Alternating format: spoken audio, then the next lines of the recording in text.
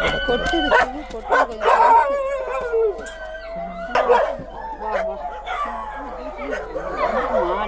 என்ன பண்ணுறதுன்னு தெரியல. இப்போ தான் நாங்கள் வந்திருக்கோம் ஆஸ்பத்திரியிலேருந்து.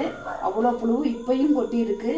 இவ்வளோ புழுவோட இவ்வளோ வேதனையில் நாயா படைச்சதும் இல்லாமல் இதுக்கு இவ்வளோ கோடி அவஸ்தை, இவ்வளோ கோடி பிரச்சனையும் கொடுத்துருக்குறான் ஆண்டவன்.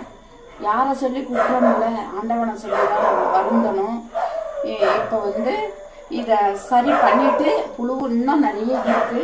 அந்த புழுவை பூரா எடுத்துட்டு தான் பண்ணி 3 நாளைக்கு வர சொல்லியிருக்கிறாங்க. தூக்கிட்டு போவோம். நேற்று தான் நம்ம ரெஸ்கியூ பண்ணோம், இன்னைக்கு ஹாஸ்பிட்டல் தூக்கிட்டு போயிட்டோங்க. ஏன்னா அந்த அந்த ஊர்ல என்னதான் மதுரையில பண்றாங்கன்னு தெரியல, என்னதான் பண்றாங்கன்னு தெரியல. இது பில்லு, இதாங்க இந்த பில்லு. இது மருந்து, அது அவனுக்கான மெடிசன். இதெல்லாம் நம்ம கரெக்ட் டயத்துக்கு அவனுக்கு கொடுத்தோம். எந்த ஒரு பிரச்சனையும் உள்ள பாதிப்பு ஏற்படாது. அதனால மருந்து மாத்திரையெல்லாம்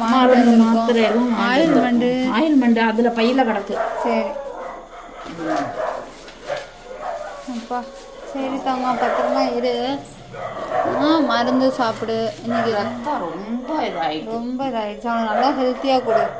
சரி, கொஞ்ச நாள் சரியாயிடும். சரியாப்பா, வருது புழு